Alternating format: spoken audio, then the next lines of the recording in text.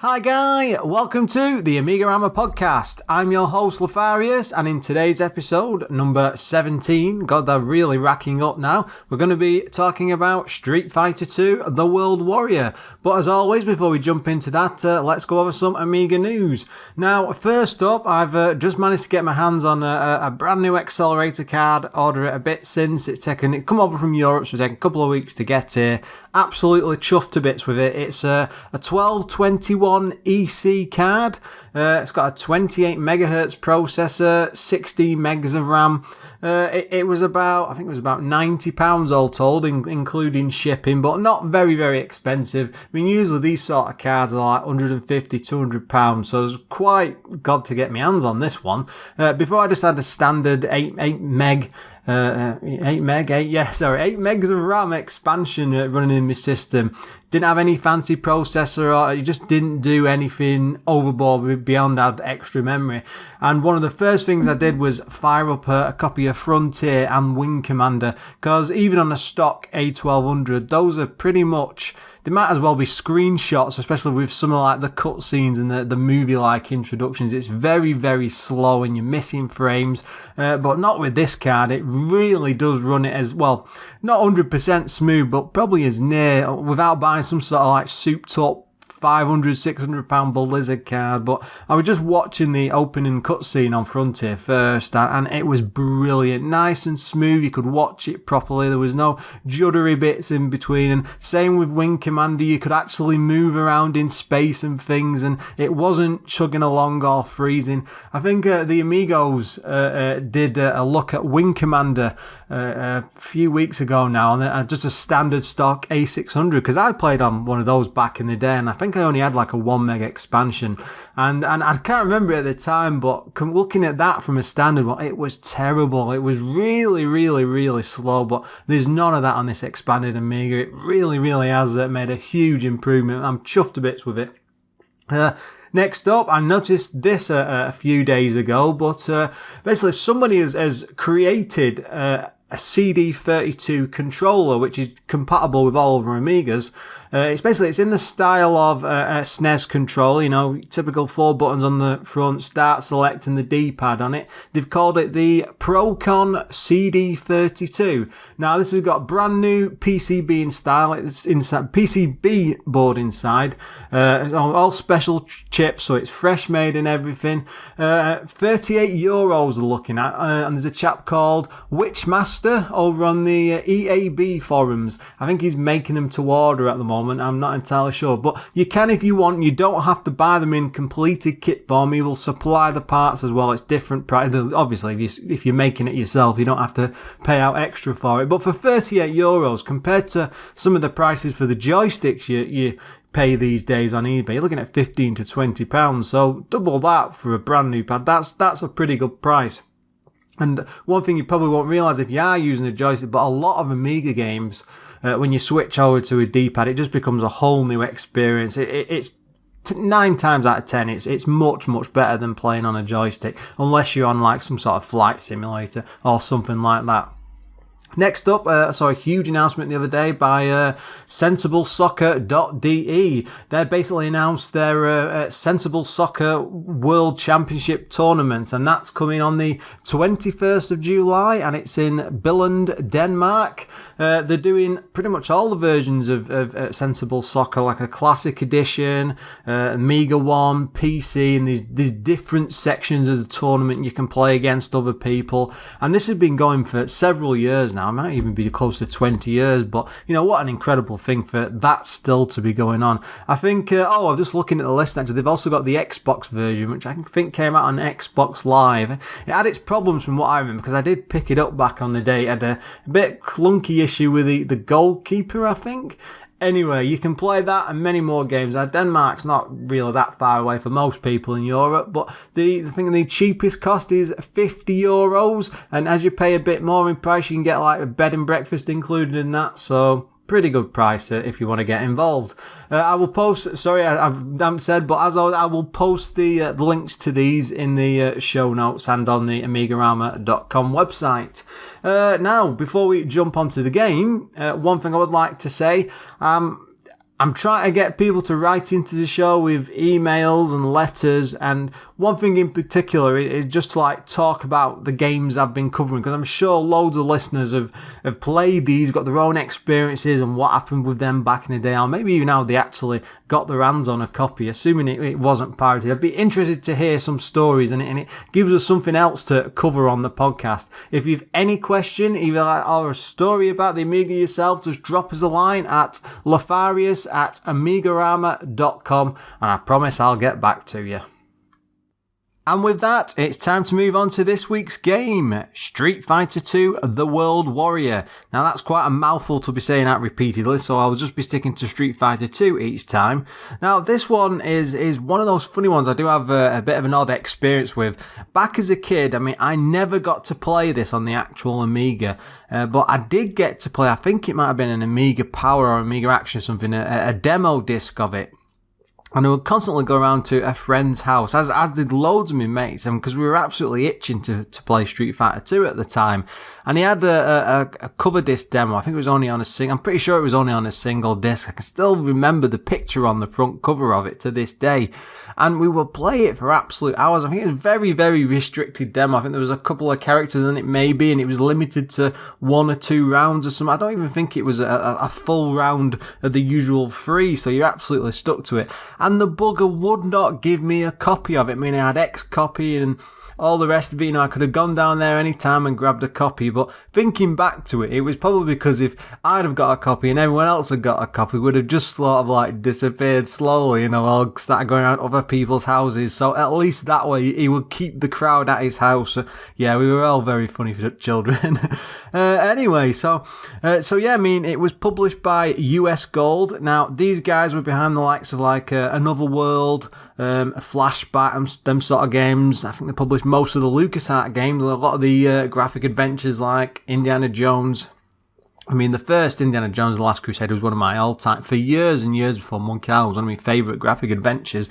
So they really had a hand in the big licenses of the time, so it's no surprise that they would pick up something like this. But the odd part about it is they went with a company to develop it called Creative Materials. Now, they've done the likes of Summer Games, eSWAT, Days of Thunder, nothing really that stands out as a fighter.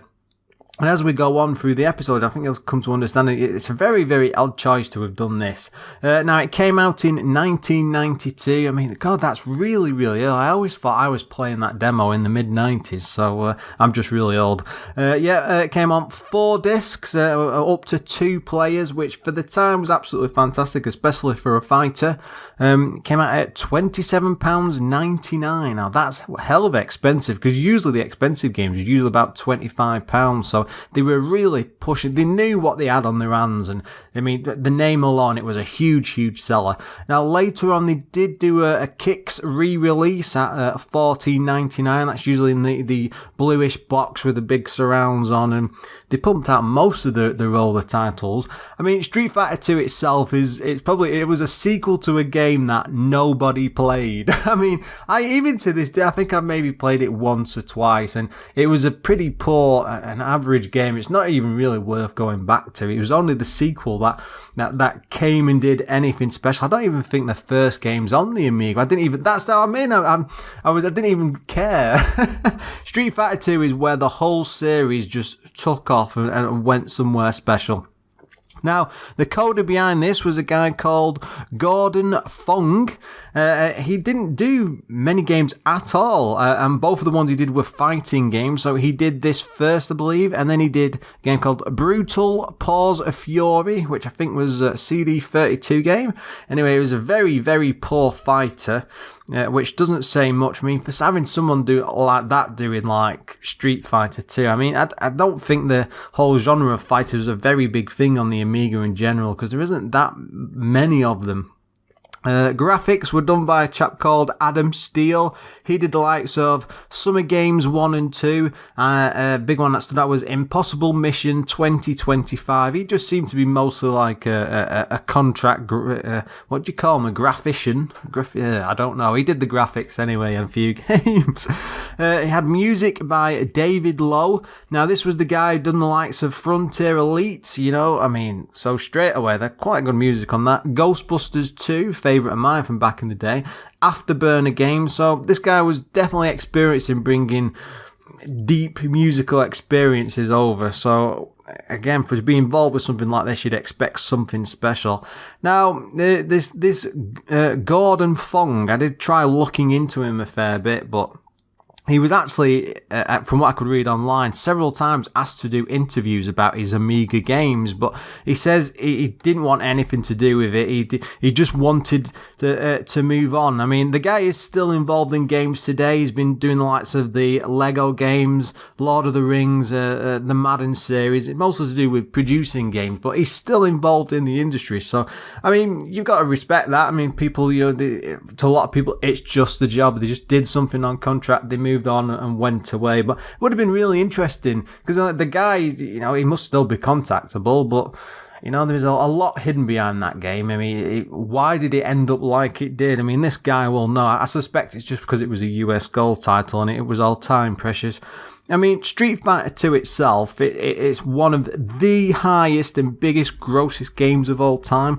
I mean, reading the bit of blurb about it, it earned over $10 billion and sold over 40 million copies across all the versions that were released. I mean, that's impressive for the early 90s. If you think that we're not in like PlayStation era where everything's booming and taking off and it's all like mass market and stuff, and yet it was still capable of hitting that many people. I mean, for me, the first version of the game I ever played was on the Super Nintendo. I think my friend's sister got it as a birthday present, and what an odd birthday present, because she wasn't really into games, and she just ended up passing it off to him. And I can vaguely remember going down there and playing, and I could never played a fighter properly, I don't think, at all at this point, and I was just hooked on it. There was something very special about it. The playability was just right, even though the SNES is supposed to be a poor version. Back then it just didn't pick up on it whatsoever, and I was absolutely hooked on it, and we had multiplayer battles on it, and friends came around, and it was just a really, really good game. I mean, the whole game itself is very, very simple. It's aiming for the 3-match knockout, you know, knock them out twice, you've won.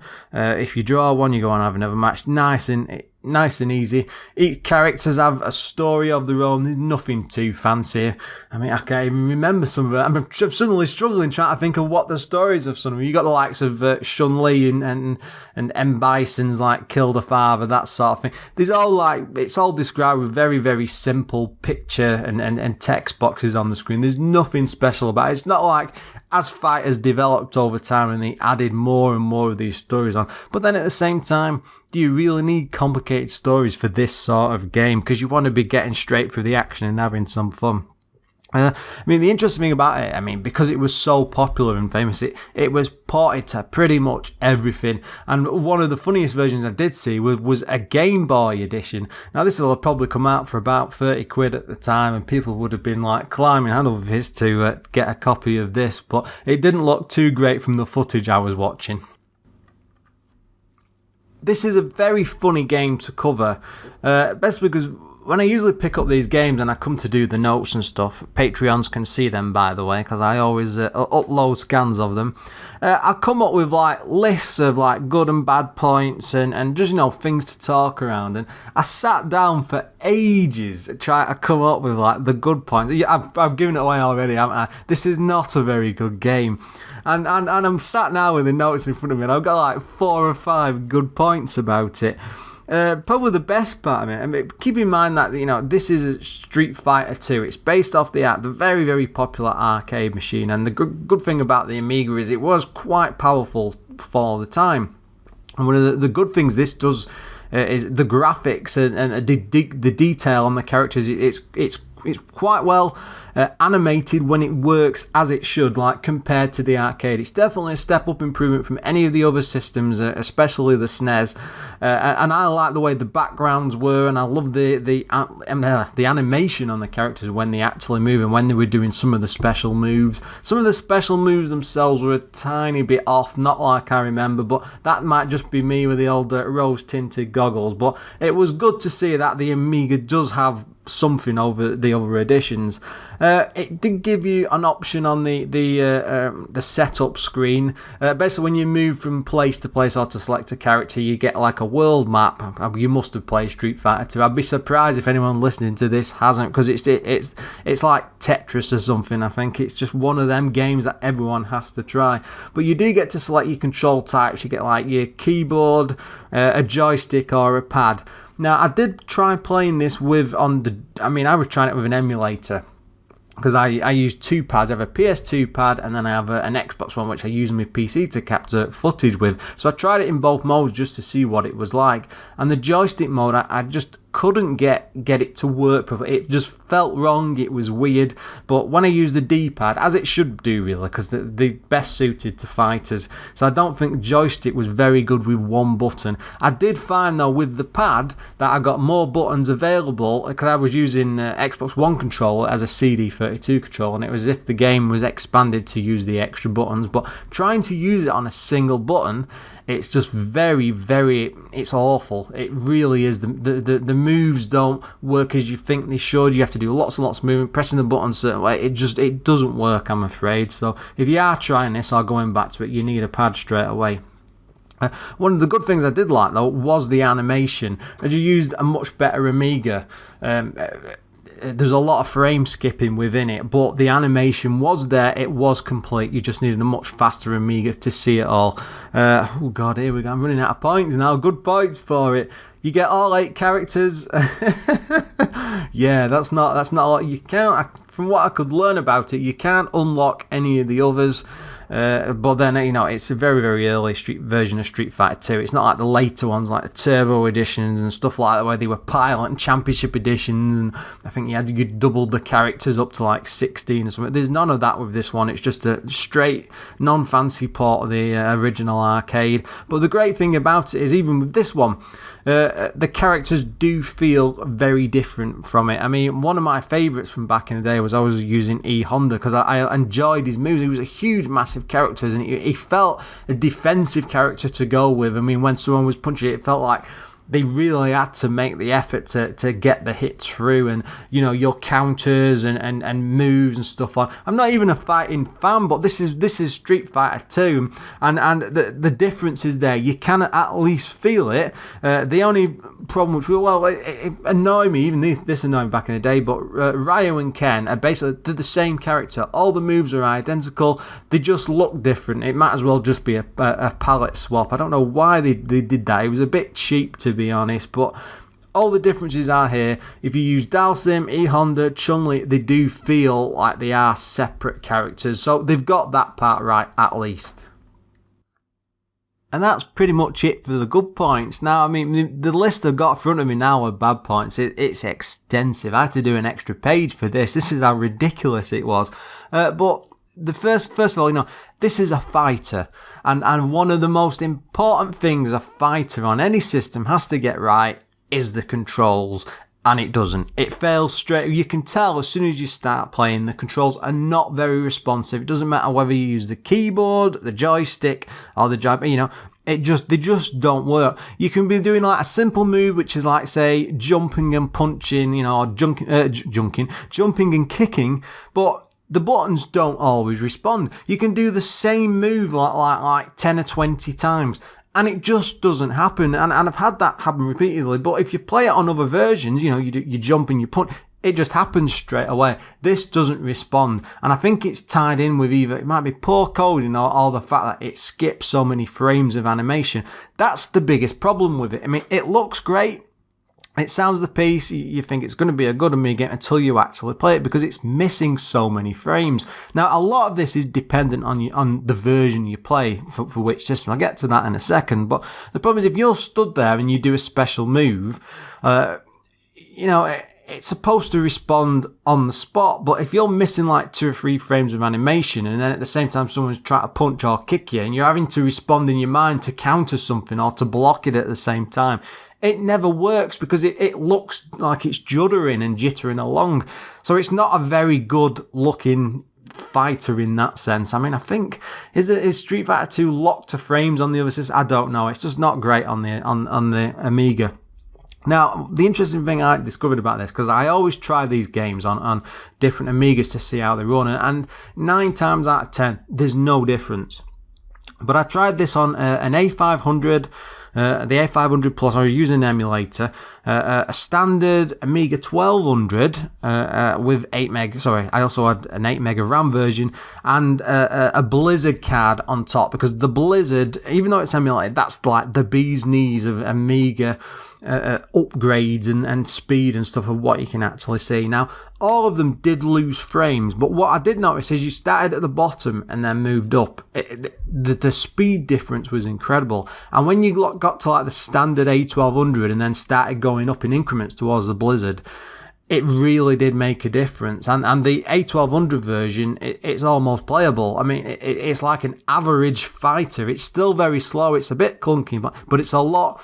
It moves up. There's more frames of animations coming through. So I might be talking rubbish in how I'm describing there, but the way they move doesn't jitter as much on the 1200 as say it does on the 500. So you think, oh, I can get into the fighting a bit more.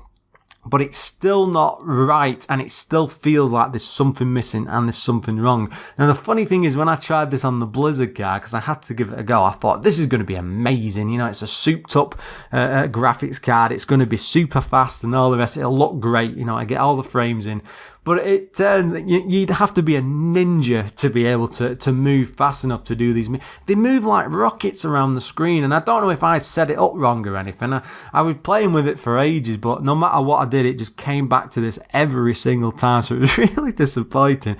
It was quite funny in a way, though, how fast. I mean, I was having a fight with Chun-Li, and she was moving like a lightning bolt across this screen, and I'm trying to react, and I'm thinking, I can't press the buttons in time to what I'm seeing, so it was unplayable.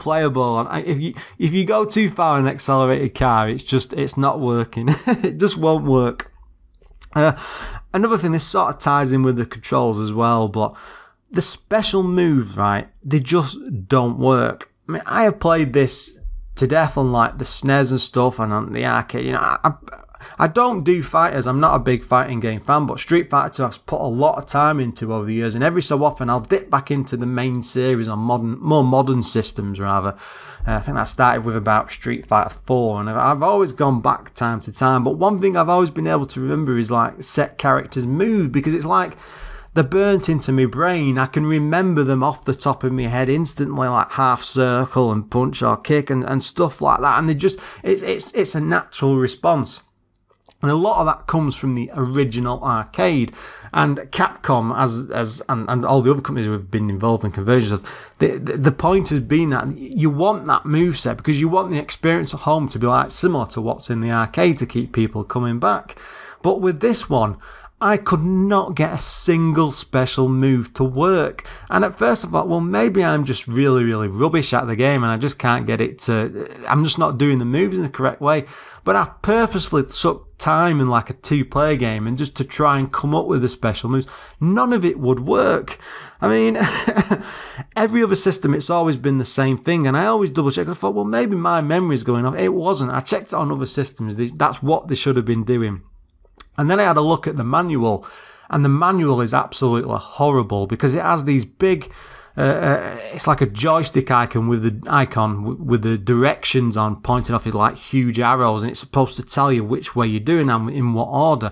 But it's so confusing the way it's laid out. It's not a very well designed manual, and none of the moves there seem to really match up to what you think they would. And the fact that you're so limited with so few buttons on the Amiga, even with the CD32 pad, it never really works or comes together.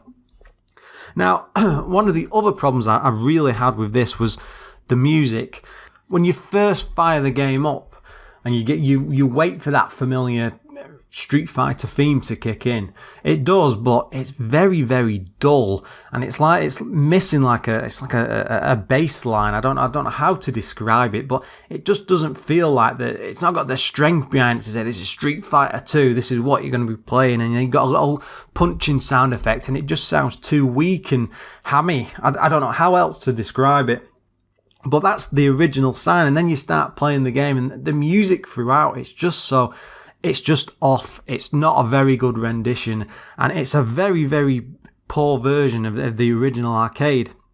Now keep in mind that lots of these games at the time, this was the Amiga, they were capable of doing like WAVs and, capturing samples. They could have easily recorded some from the a live arcade machine, or even gone back to Capcom and said, can we have some? I mean, other companies have done it. I think Indie Heat did it when it went back and got sound effects off the original company. So it was possible. It wasn't done, and they've just been recreated, probably in some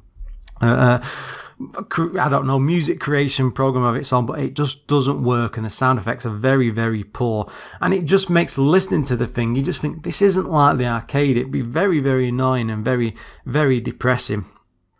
One of the biggest issues I had with this as well was the disc swapping. Now keep in mind that it came with 4 floppy discs, and it's a bit random when you first start as in the one-player game, because it selects a character automatically. Now, sometimes it's fine because the disc you've loaded it with will contain that character, but other times it doesn't, so you've got to swap over to another disc. But when you put the disc in, it's like it must be loading tons and tons of animation and stuff. It just seems to take an extraordinarily long time. Now, I know that's not a problem these days because we've got the likes of WHD load, and this isn't an issue there, but I did try this on the ADF front because I was just interested to see what it was actually like, and God, it must have been so depressing back then, because bear in mind, you just want to get back in and start fighting and moving from character to character. You just can't do it. It's absolutely ridiculous, and sometimes it feels like it's it's not 5 or 10 minutes long, but it does feel that way. It's a really, really long time, and I don't know how they could have really resolved that, to be honest. Maybe change some of the random setting at the beginning just to spread it out a bit more. I just don't know, but having a swap between discs 3 and 4 constantly.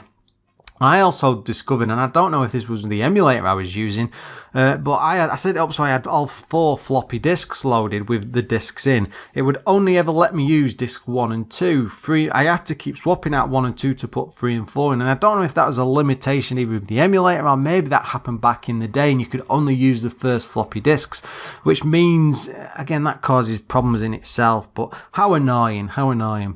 Now, as a whole, this is meant to be, it's one of the better fighters on the Amiga, and that does not say a lot for the whole genre on the Amiga itself. I mean, it's like, what the hell happened? Now, something very strange must have gone on with this back in the day, because I was looking at the magazine reviews. Now, bear in mind, this came out 1992. I think it was early in the year, about January, something like this, around about Christmas time, probably. Anyway, CU Amiga gave it 90%, Amiga Action 90%, Amiga Computing 90% as well, and The One 89%. A fair few of them will like mega highlight this, which is where it gets a bit funny. But later on, some of the same mags, like Amiga Computing, when they did the Kicks re-release, 68%. The One 67%, Amiga Action 53%. So, I mean, that was only like a year or two apart. So, and they would try to resell it again as a cheaper version of the game. But why did the mags drop the score so suddenly? And to me, this itself should have been a scandal back in the day, because, there's clearly something very, very wrong with them scores. Why would you score something like that so high? Even if you got like an early rendition, like a better version, like a pre-release, it's still going to be full of bugs. This game was not going to be any different. That's so superior before it was released, and then they brought out something even worse. Not across all the mags like that. And then you start thinking, well, US Gold must have been paying either some people or the magazine themselves to get some good reviews, because there is, even on my first go of this, because I was open to playing it, I'm thinking, I've heard the rumours it was a bad game, but I didn't have like fresh memories of it or anything like that. And within 5 minutes of playing, I'm stood there thinking, this is awful. This is truly awful.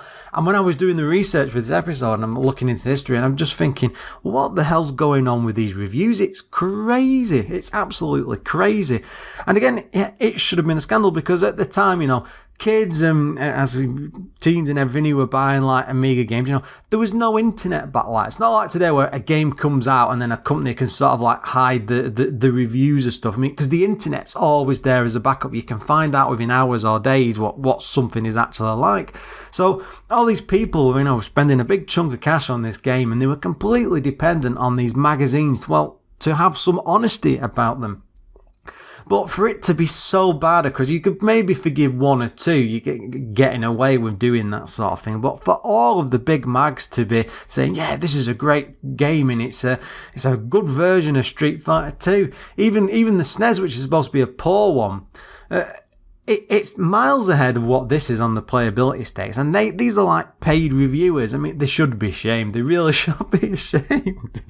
It's appalling. It really is. I mean, the whole game is just awful. Trying to get some coverage for it to go alongside with the podcast for the YouTube channel, I really, really struggle to do any of the special moves, and I keep trying repeatedly. It's just me losing time. And it's not because I'm poor at fighting games. It's just that terrible on the controls. So you just end up in situations where you're just using standard moves to beat up the other person. But then a lot of the time, their frame rate does actually help you out in a way because they're just as crap at it as you are. So it never comes together. Even with the boost, you need an Amiga 1200 and beyond to play this. You really, really do. I wouldn't bother. Anything on 1 mega below, just like Amiga 600 or 500, just do not touch it. It's terrible. It's sort of playable on the A1200. It's not. It gives it a boost, but it's not good enough. It's almost there. It's almost there. But you want something better for a fighter. But I do feel sorry for all those kids. I mean, back then, 28 quid to play a game like this, that was actually a small fortune in the early 90s. And to get this home and to be playing it up and loading it up and getting all excited, thinking, yeah, I've finally got Street Fighter 2, it's going to be awesome. And then you get this mess that's just flopped on 4 floppy disks. I mean, the biggest issue with it is them controls. I mean, why did they change them? I just do not understand it. And it's not because of me. It's just because it's generally very, very poor. I have certain movesets burnt into my brain, like Ken and Ryu's. I don't know how to pronounce it right. I'm probably wrong. But they're useless. They're absolutely useless. I'm programmed to set away because all the games have made me do that. And then I go to this version, it's completely off, it's completely different. And it's just not part of that pantheon of the Street Fighter 2 editions. I mean, the other thing is, the Amiga is more than powerful enough to do this game justice. I mean, it really is. I mean, if you look at, you've got good versions of this game on, the Sega Mega Drive, for instance, especially with some of the later titles, I think, like the Championship Edition, which used the 6-button controller. That was a really, really good game. And if the Mega Drive can do it, surely the Amiga can do a good version of it as well. It's a very, very lazy port. There's nothing good about it. I mean, as I was playing it, looking into the history of it, I mean, this is the first game I've played so far on the Amiga out of all I've done that has really made me angry. I just lost my temper with it because I was thinking, the Amiga's better than this. We expect better from a fighter. US Gold clearly have just fudged this port out in desperate. They probably did this in a few weeks. So that's probably why the original guy doesn't want to talk about it, because it was just a nice, simple contract fired out and they were happy with it because it's out on the shelves. But I couldn't find sales figures for this game individually, but I suspect it sold a shed load, especially off the back of those magazine reviews. So yeah, a terrible game, truly. Just avoid it. It's not even worth going back to for curiosity's sake. Just keep your distance and go and play something better. Now, what a depressing place to finish on. I wish I could have picked a much better game now, something not as depressing and miserable. But well, it's all part of exploring the Amiga library. What can I say? Well, as always, guys, I think that's a good time as any to finish there. A big thank you to everyone who's still listening. I mean, we're so far into this. 17 episodes in now, and I'm still rolling out on a weekly schedule. Chuffed to bits. What can I say? If you pop along to AMIGArama.com, there's always loads of info on there, as long as the radio stream and the Patreon if you're so inclined. Big thank you to all of already who's offered support. It is appreciated, and it helps me out with future stuff. Till next time, guys.